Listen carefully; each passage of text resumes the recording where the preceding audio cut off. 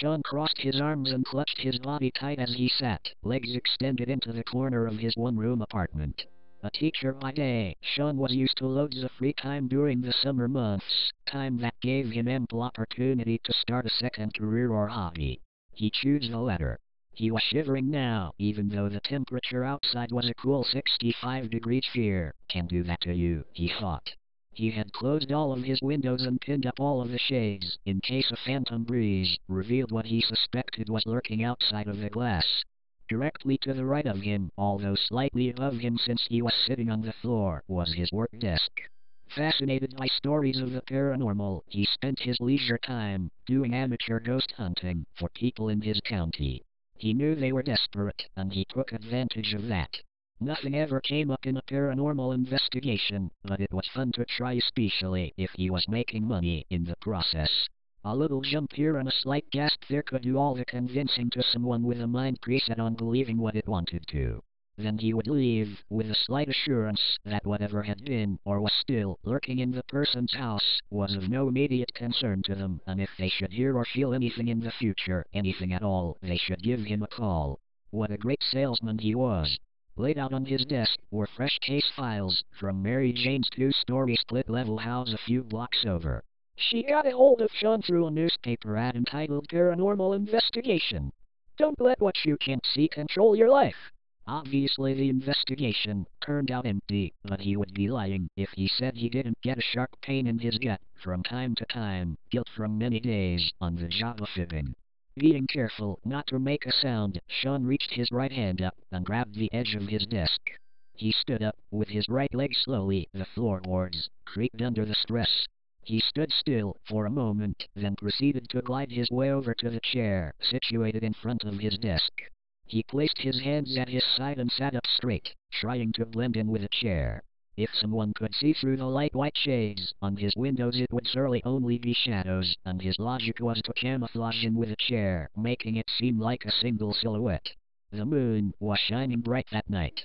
Remaining still as a statue, Sean ran through all of the possible scenarios in his head.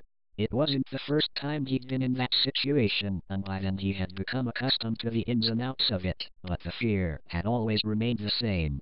Sean tried to control his shivering by pressing harder against the chair. This could just be my paranoia, Sean thought. Hopefully it's my paranoia. Although Sean was not a religious person, he was praying nonetheless. Praying that he would let his mind get the best of him. It was then that he noticed a shadow gliding over the bottom corner of his window shades. Was that a tree? Sean's stomach dropped. He felt cold, but it was only a tree.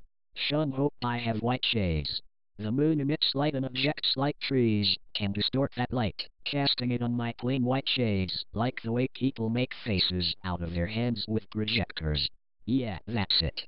It's only a tree. The shadow came again.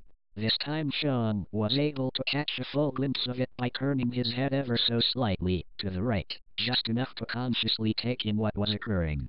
The silhouette moved slowly just above the bottom right corner of the shade, straight across, and about a fourth of the way over, it dropped straight down out of sight. A tree. It's only a tree. Sean thought again, although he wasn't totally convinced that was the case. The moon shined brightly on his plain white shades, and the silhouette appeared again. This time on the left side of his natural projector, making the same movements. It was symmetrical in appearance. Sean shivered again. Maybe it was a squirrel or a bird. It wouldn't have been the first time a bird crashed into my window. I hated when those damn things did that. It scared the shit out of me the first time. Sounded like someone threw a large wet paper towel with a splat it made. It left behind a single black feather and a small wet distortion, like someone rubbed their finger on it, leaving behind their oil. Not good for aspiring criminals. It was then that Sean got a bright idea. I'm going to crawl over to the window and peek out the side, preferably the left, because the curtain closes on that side, causing the drapes to be slightly more open. If I drop down to the floor, there is no space behind me, so I should blend in with the floor. From the perspective of outside, it would look like nothing was moving. Setting the plan in motion, Sean shivered a single time. The hardest part about this would be leaving my chair without making it obvious. Timing was going to be imperative, but when should I drop?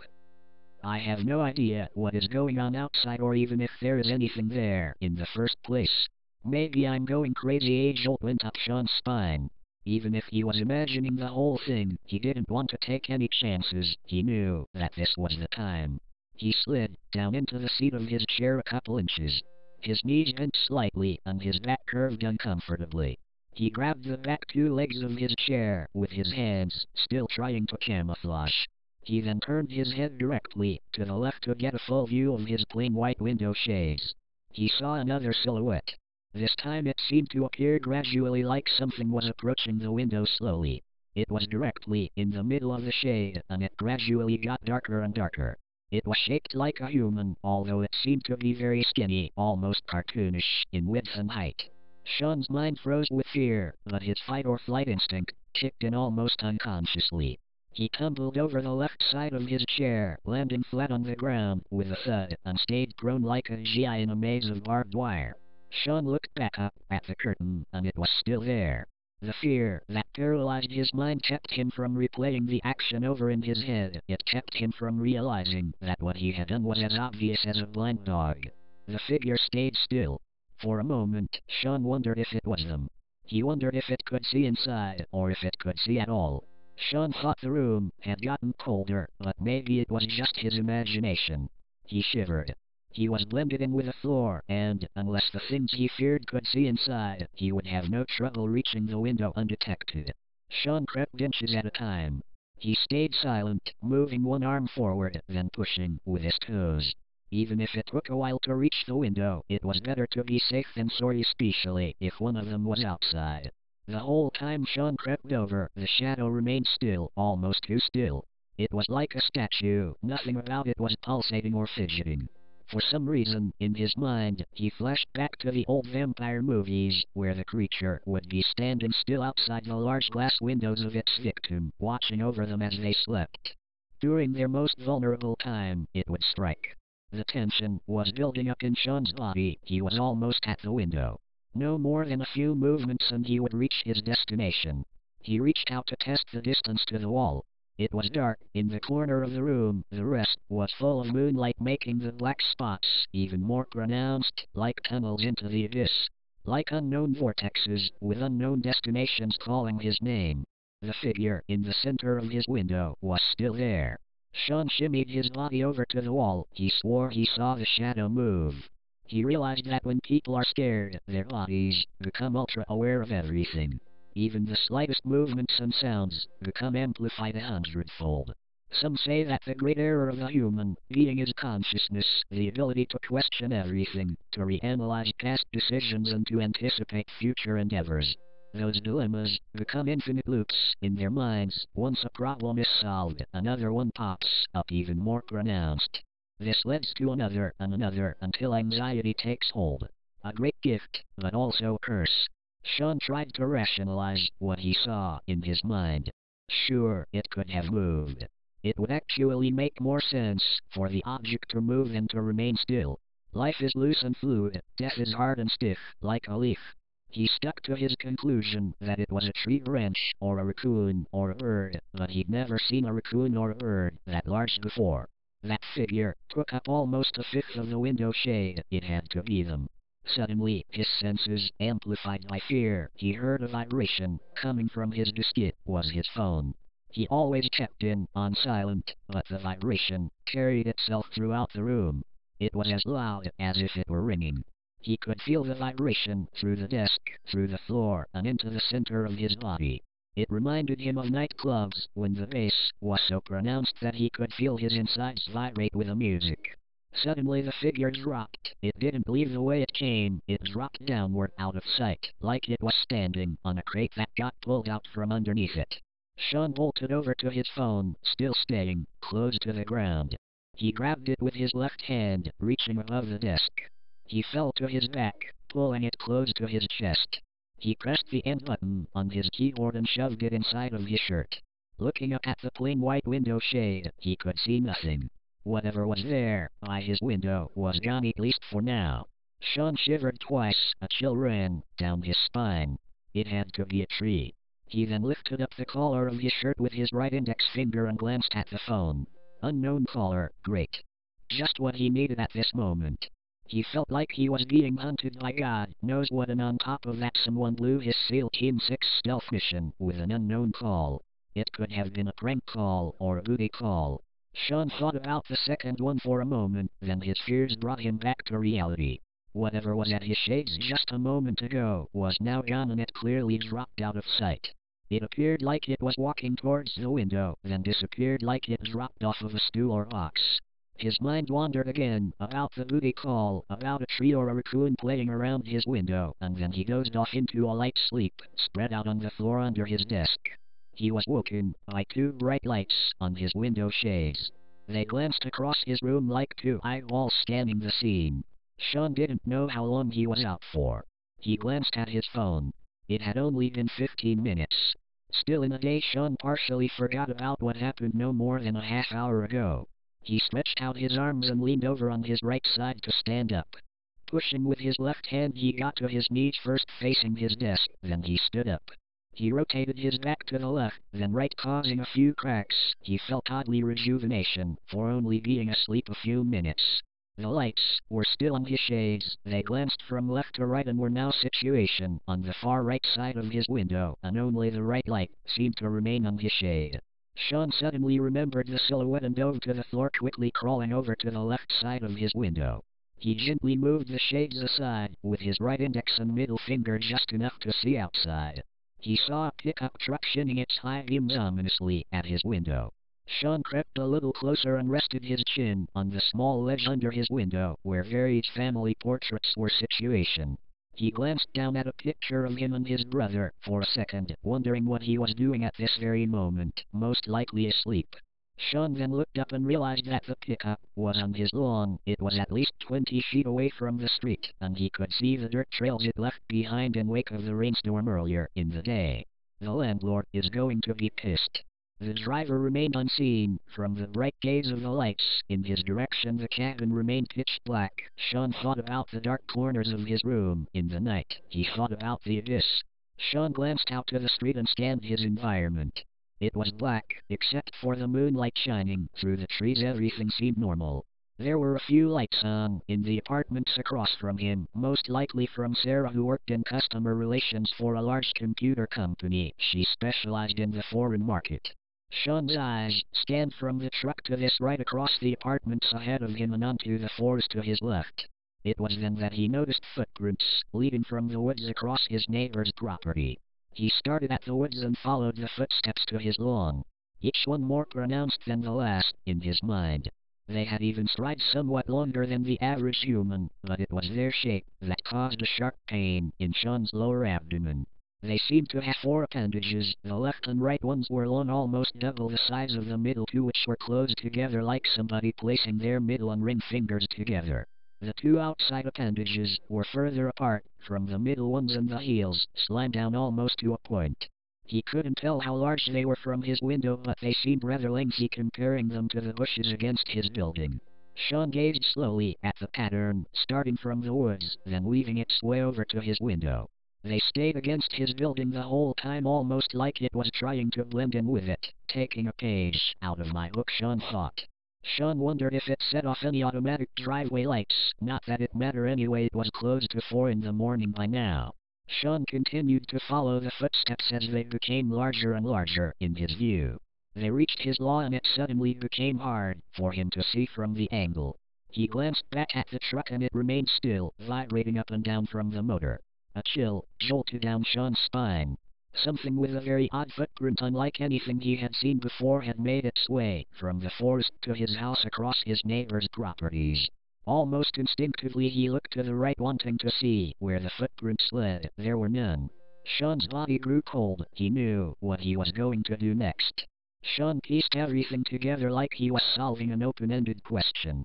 If Johnny has 6,000 apples and he gives Shelly 2,000, then Shelly gives Johnny back 50. How many are left? If the tracks started on the left side of his property and continued over to him, but they were not visible on his right, then what made them either took a different path or...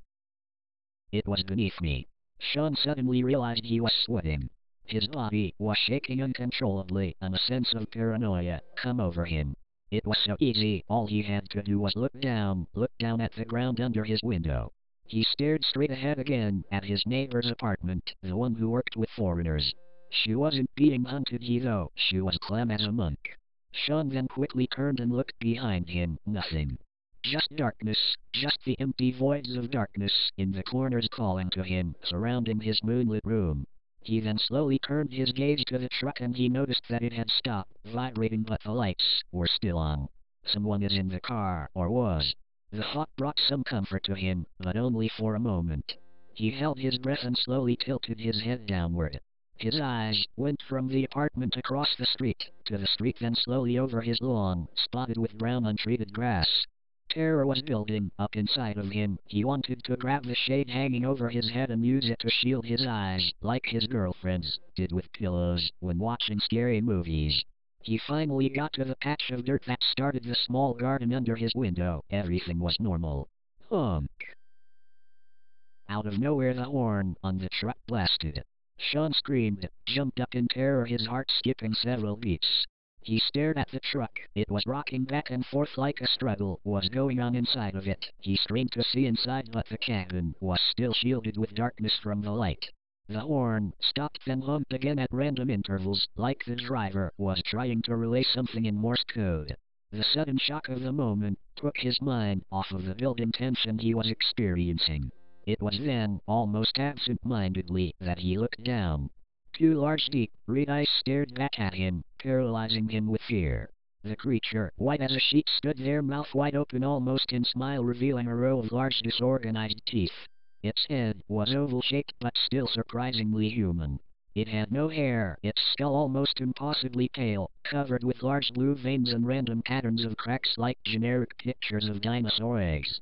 It reached both hands up toward Sean very rhythmically, slow like a priest blessing the blood of Christ. Its arms impossibly skinny, as pale as the rest of the figure. Then the light from the truck went out and the creature disappeared into the unknown.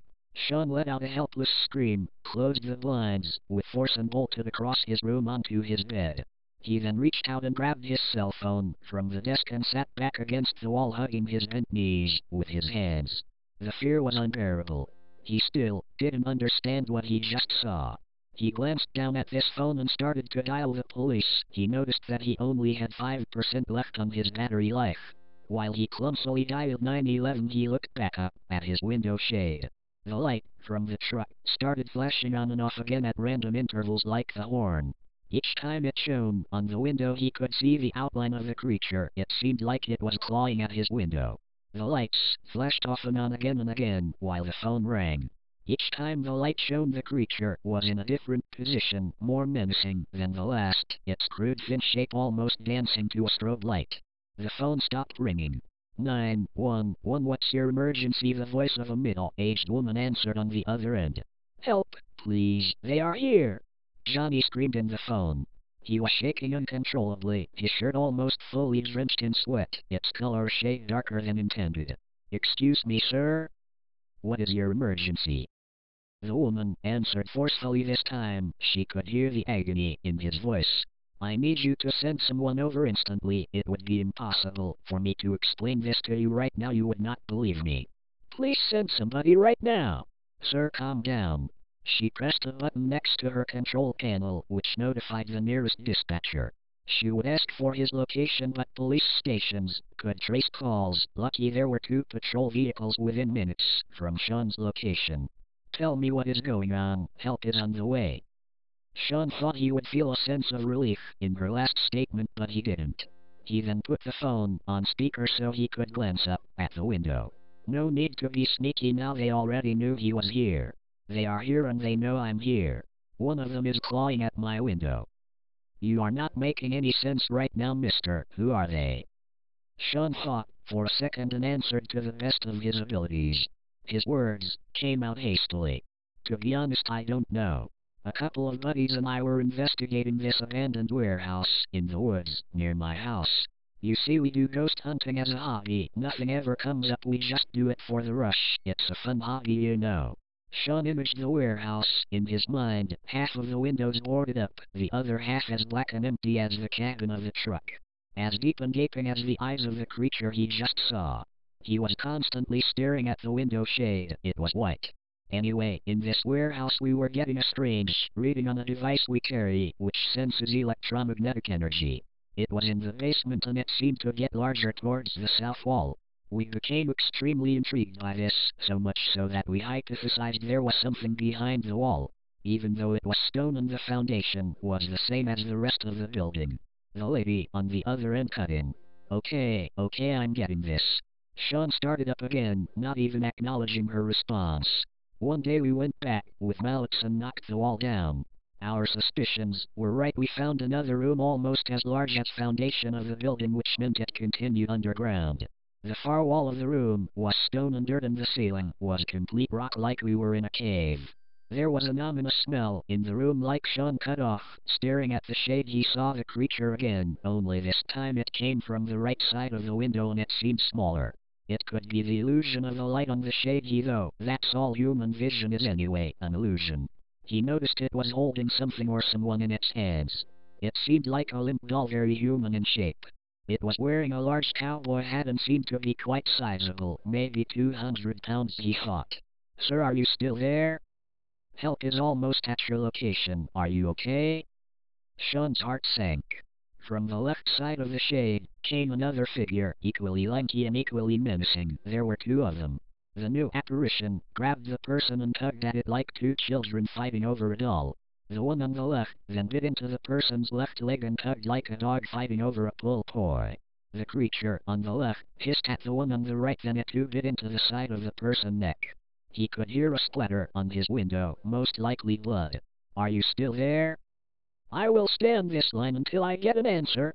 The woman's voice seemed almost as desperate as Sean's now. It's horrible. That's all Sean could mutter, just enough to respond to her question, just enough to let her know he was still alive. The two silhouettes then ripped and teared at the person until all that was left was its right arm and a stump of its right thigh. Sean tried to believe his eyes, but he couldn't. The fact that he was starting at a projection of shadows did just enough to pull him away from a panic attack. Stay with me, sir. Help is almost there. Sean continued to look, dumbfounded, as the creatures picked up chunks of flesh and ripped into them like a lion that just caught its prey. They stopped after a few moments, then dropped the body, their faces turning towards the window, where he lay on his bed against his wall. The curtain in the window was the only thing saving Sean now. He was drenched in sweat, his body was shivering, and he could feel the adrenaline pumping through his head, getting a rush of blood during each pump of his heart, which was now running a marathon. Then he heard them, the sirens. Oh, thank God, I can hear the sirens now. Stay with me, mister, it's not over till it's over. Are you still okay? Her last sentence still had a hint of worry in it. Yes, I am still fine. But they are staring at me now. They know I'm in here and they will be back. I'll finish the story when I get down to the station. His tone turned from pure horror to slight relief. It was almost over. The nightmare was almost done. He could barely see the lights of the police cars driving down his street. They get larger, then turned onto his house, fully revealing the shadows the figures cast. The creatures turned around. He could now see them almost as clear as he did when he was staring into their eyes. He looked up and down the cured, skinny, naked features they possessed. He was finally able to get his wits about him. Freeze! Don't move, we have you surrounded. The forceful voice of the policeman amplifier shattered the silence like a crash of thunder inches away. For a moment Sean felt even more terrified. He grasped his legs, even harder now in anticipation. What the hell are? Before the officer could finish, they darted towards the left side of his window and out of his vision. He could see that the officers were following it with their searchlight. Sean, now almost fully relieved, walked towards the window and opened up the blinds.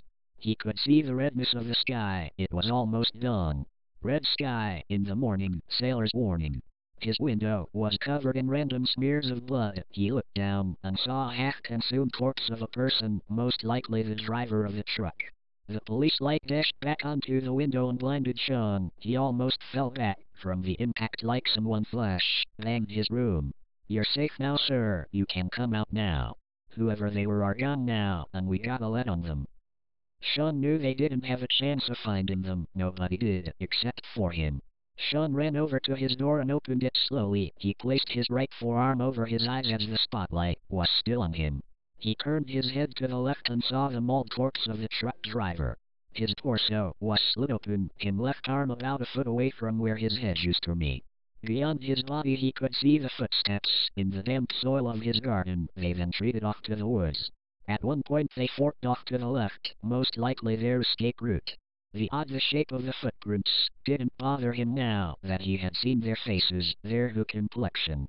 He had looked into their eyes and saw their soul, or lack of it. Please come towards us, sir. Stay away from the body. You are safe. As Sean walked past the truck he could see blood spatter on the inside of the windowsill. He finally could see inside the dark cabin, revealed that it didn't actually lead into the abyss. The other officer was examining the vehicle. My God. The officer muttered as he ran his flashlight up and down the vehicle. The bed was empty save for a few long planks of wood. I've never felt so sorry for someone in my whole life, buddy. Best believe that. Sean didn't know if he was talking to him or his partner. Either way, he was relieved to be safe. He approached the officer calling his name. He was a tall, skinny man with a very stern complexion. He sported a very prominent mustache that hid his upper lip, and his skin looked a little aged. He was possibly in his mid-50s. Sean glanced over his name tag. Mike. You alright, son? Officer Mike said. When we got that call we just assumed it was a routine break-in or robbery. What the hell were those things on your window, son? Sean looked down at his feet and let out a sigh. Turning his head to the left he took note of the truck once again. He noted the cool breeze of early morning and the chirping of mating birds. He turned his head back over to Officer Mike, opening his mouth slightly with the intention of answering his question, but he never did. Glancing over at the police car he noticed a strange shadow emitting from its left taillight.